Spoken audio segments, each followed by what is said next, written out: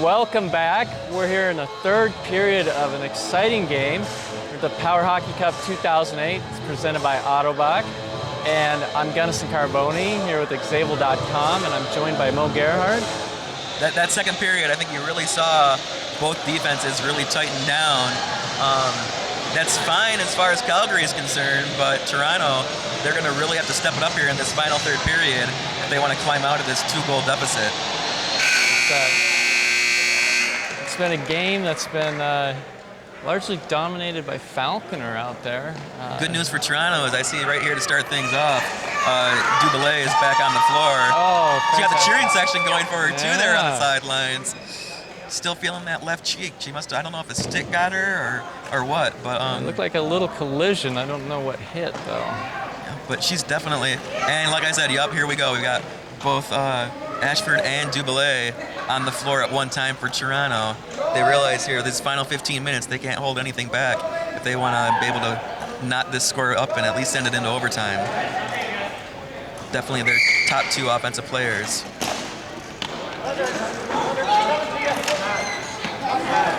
Right away, you see Falconer saying that, not while I'm out here. This is our game, and you're not going to take it over. Oh, it looks like Duboulay's come back aggressive. That's right. Enough of that sitting on the bench, she said.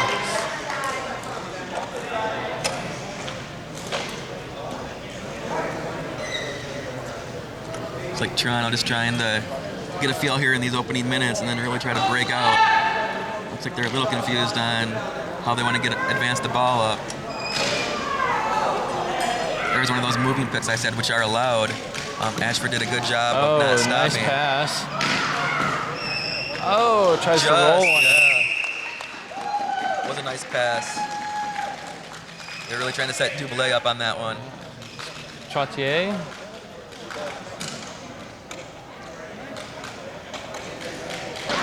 Got another wheelchair adjustment going here. And don't like to hear those type of snaps.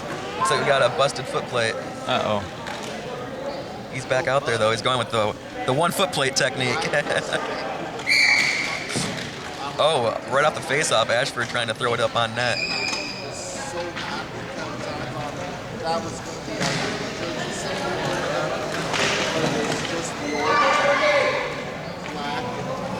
Carl Ashford was doing a little wandering there. If he would have held his place, that ball would have gone right to him. Just like in any team sport, so much of it is just having that discipline to stay in your spot, even when the ball's not there. Falconer just dumping it down. I think you'll see him just be content to sit back a little bit on offense, play that center court line, just dump it in, let his other teammates have some opportunities, and just take the opening victory here in this first game and be happy with that. Not let Toronto have any breakaway attempts. Trottier tries to pass it to Duboulay, but couldn't quite connect. But looks like Duboulay here is. We've got. Do we have a penalty coming here too? Trying to figure it out here. Oh, a little chair issue.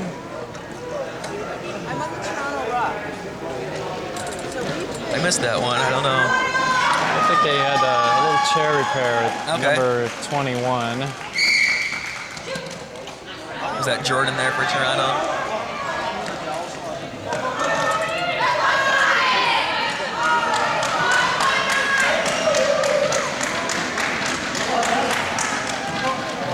We're going to see another dump here, I bet. Oh, Falconer's going to take it all the way up. Handling it. Good job by... Tries a little bounce. Oh! How about that for the hat trick? That was a shot. Falconer scores again. Oh, caught sleeping in net there a little bit. That's just the old lob shot from just inside half court. I really don't think he was even trying to score a goal on that. He was just sort of dumping it down and use up some of this clock here in the third period, and the bounce went his way. That snuck in behind Ho. Like I said, in that second period, Ho had done a really good job of watching those long shots, but looked like he fell asleep a little bit there on that one, and we've got a hat trick here in this first game already for Falconer. this 3-goal deficit's really going to be difficult for Toronto to come back at this point. What you really need to do is sort of just work on your techniques and build off of that for your next game. Now, in power hockey, are the goalies pulled in desperate situations? You will see that, yes, definitely. It gets down to the end, with especially a 1-goal game. In those final minutes, you will see teams pull their goalie. Like Duvalier tried to sneak one over the top part there, and it just missed.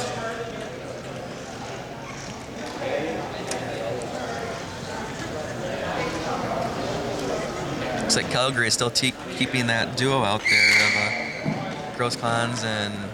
Well, actually, no, I think Grossklans is out of the game right now, but Falconer is still definitely in there.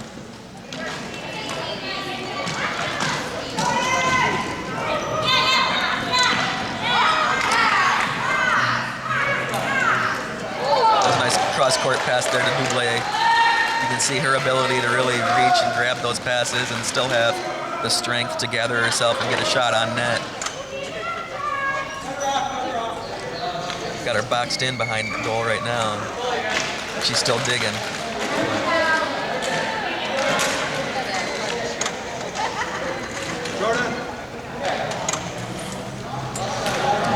Falconer dumping it out there. Using up that clock now. Yeah. That's their friend at the moment.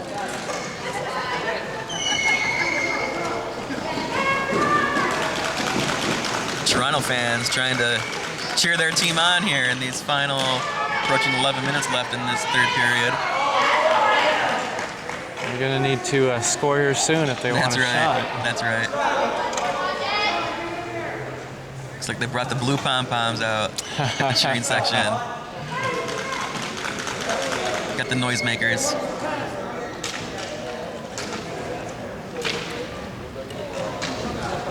So Mo, tell us a little bit about your program in Michigan. I work at Michigan State University in East Lansing, Michigan, and been working with a couple different departments on campus, but primarily with the Student Athlete Support Services. That's the field that careers headed in, and we do it to basically monitor academics for student athletes, make sure they're meeting all their eligibility requirements, help them as far as if they need any tutoring in classes, we set that up, work with the coaches to make sure that, obviously with the traveling that takes place, student athletes, the Division I level, will miss a lot of college or class time, so it's really important that they get the assistance needed so that they're still gaining that education. Almost snuck one through, yeah. Almost crawled right on through and put Toronto on the board. But, yeah, so like I said, basically there at Michigan State. Been working now, just finished up my third year full-time of service there. So I really enjoy it, love that age group. I like to think it keeps me young. I bet it does. Well, it sounds like a fun job. It is. What's neat to see too is obviously you hear about the star athletes. Those are the ones that are going to make the headlines in the newspapers. But getting able to know some of the athletes within your non-revenue sports and seeing how they really take advantage of the opportunity that's been given to them and gain education and go on and find their professions outside of sports afterwards. It's real rewarding. So most of the student athletes are they're athletes, but they're really concerned about their studies. That's right. You always hear the stereotype of, probably the football player would be the most common one that's there on the free ride and takes the basket weaving classes, but that's few and far between. You don't have too many of those circumstances. For the most part, they're right in there with everyone else in their college classes, preparing for whatever career may be ahead of them, whether that be in economics, engineering, nursing, education. They're all there, for that education, and realize that for the most part, they won't have a career in sports after college. Mm-hmm.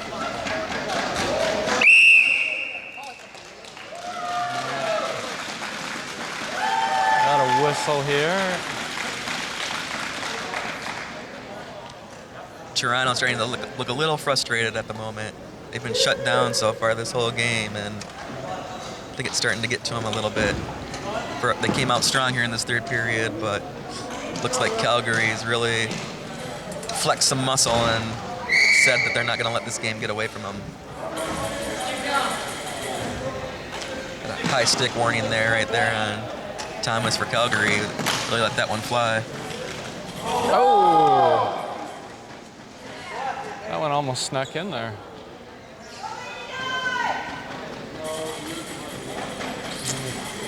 Cartier taking it up, looking for the pass to Duvalier. Oh! Couldn't quite connect with the shot on goal. She let up there a little at the last minute. I think if she would have just kept on going strong to the net, that pass would have been right on stick. Faulkner trying to thread his way through a triple team almost there.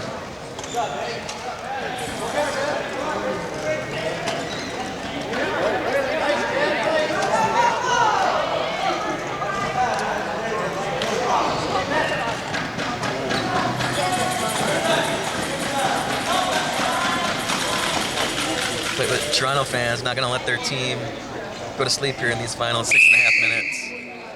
Well, it looks like Toronto's working hard to open something up, but Calgary's not letting them see any light.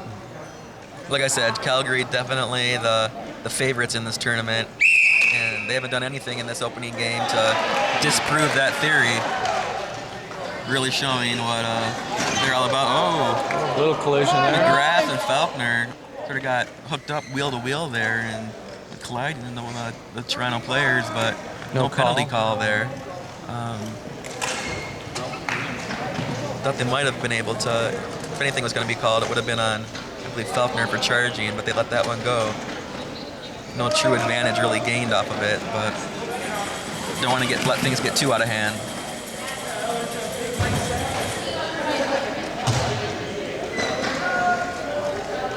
And we're nearing the final minutes of this game here. Duvalier had a little open floor there to do as she pleased, but decided just to dump it down. We got the Calgary Selects up 3-0. The Toronto Lake Raiders.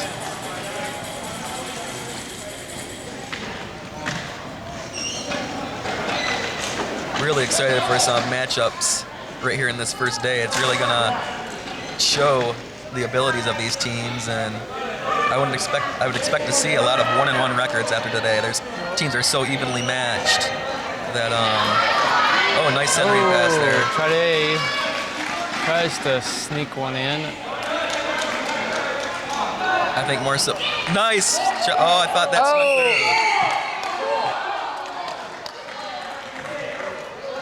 through. Dead ball whistle there. The rule is on the referee's discretion. If it's underneath the goalie for 1 second, the play is blown dead. And from the FAR referee, oh, are they calling a goal?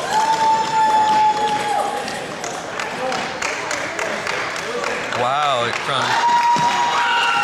that's great for Toronto, but I really don't know how that referee, from his perspective, could see that cross the line. I think that makes it interesting. We got just under 5 minutes. I think if this was a one-goal game, you'd see a bigger protest coming from Calgary.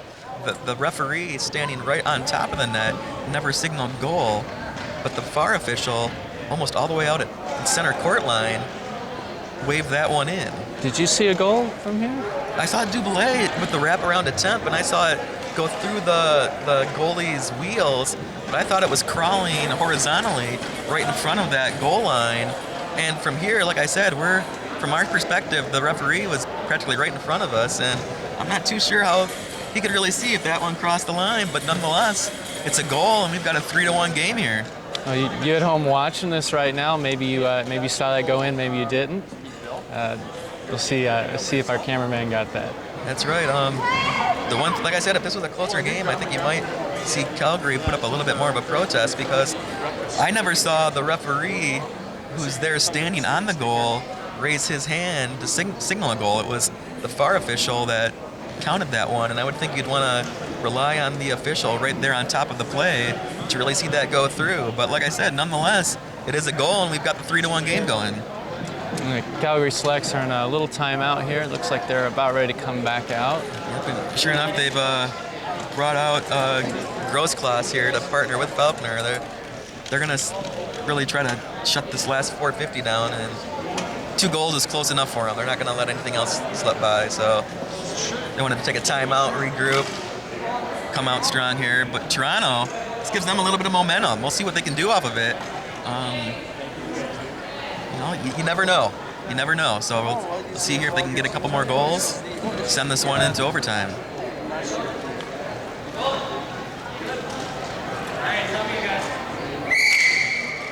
We got McGrath facing off, wins that.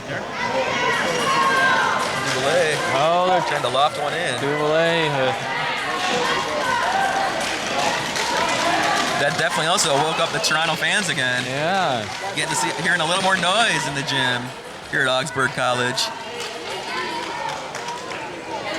Toronto's trying to make a game out of this, yeah. That's right, Sandy McGrath slapping one down, getting into the offensive zone.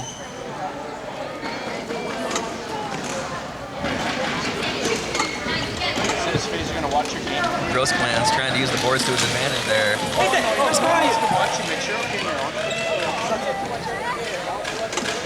No, don't go towards me. Go back that way.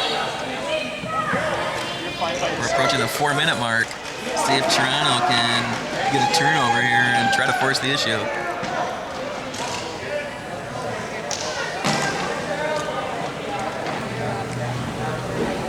Shoot the ball down the court, and Falconer's there to pick it up. You can see there the speed of his chair really helped in that situation. He was able to pull away from Duvalier. Duvalier's getting a little frustrated out there, it looks like. Yeah, I think she wants a score. That's right. I think she's still a little frustrated from having to miss that second period when she had the ice on her cheek. Trying to make up for it a little bit right now. All right, Falconer dumps it down the court. Looks like Grossclass is there. Tries a shot on goal, but it's blocked. Toronto's not careful here. They're letting Falconer roam all by himself. All the way up the blue line. There it is. Oh. Like I said, you always have to be aware of wherever Falconer is. Even when you're down, you just can't let him roam freely. Grossclass with a nice pass to him. Trying to set him up again here. Oh. McGrath stops that, says you're not getting through. And the ball goes out of bounds. And you can see there's one of those instances. We're in the 3rd period now. It's a two goal or less game. Under 10 minutes, so the clock stops on that whistle.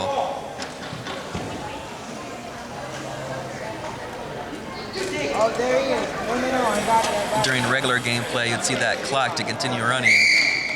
But here in this situation, the clock will stop.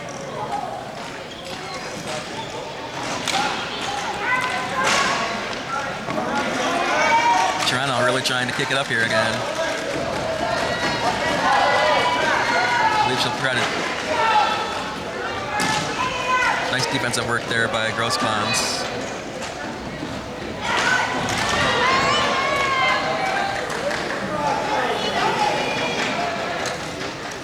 Calgary's trying to get something here. It's 2 minutes and 24 seconds left in the game. Duvalier with a flip shot. Faulkner with almost with the hand. Yeah, they're going to call it. They have a hand pass penalty on Faulkner. Uh-oh. Really sort of a careless penalty at this point. As we're approaching the 2-minute mark, your best player now is going to be off the court for a 2-minute penalty here. It was a little flip shot by Duvalier. She was just trying to clear the zone, and it bounced up high enough where Faulkner swatted at it with his hands. You are allowed. Oh, they're not calling this a penalty? Wow. Maybe was that just an offsides then? I believe they called, but Faulkner lucky on that they didn't call the hand pass. For me, it looked like what you're allowed to do on those is to block it with your hand and to knock it straight down, but for me, it really looked like he directed that towards a teammate, but from the referee's discretion, I guess not, and it was simply just an offsides penalty as he was behind that center half court line. Gauthier tries to sneak one in there, just misses it. Under 2 minutes of play now.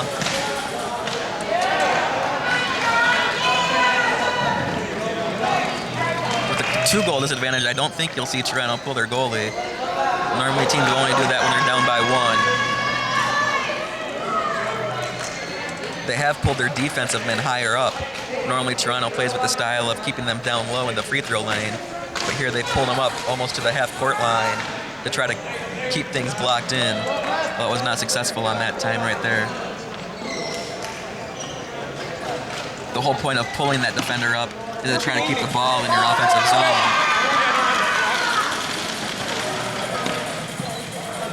We're nearing the 1 minute mark here. 3-1, Calgary selects. And I don't think they're going to get 2 goals here in the last minute. I don't. I've seen stranger things, honestly I have, but the way Calgary's playing right now, that would be a shocker. And we got to pick a PowerHockey.com player of the game. Who's your pick, Mo? Well, I don't think there's going to be too much doubt in this game, and from some future ones down the road too, but I would definitely, have to give it to Mike Falconer for Calgary, throwing up a hat trick in this very first game of the tournament. It's definitely impressive. I totally agree. Mike Falconer is our PowerHockey.com player of the game, and we'll have an interview with him here after the close of the game. Oh, almost had a little goal there at the end. Oh, nice block.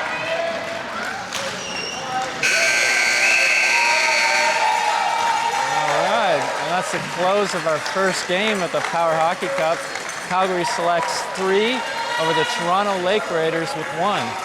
That was some good power hockey action. It really was too, and sort of lost in all that game action was the outstanding goal play in net for Calgary, only giving up the 1 goal today, which from our perspective might have even been a little questionable, but we won't get on the refs too much for that one. But like I said, a great job in net, great job on defense. All the way around, Calgary definitely showing why they're the favorites and the ones to be reckoned with in this Power Hockey Cup tournament 2008. All right, we're going to track down Mike Falconer here, and we'll be back in a few minutes.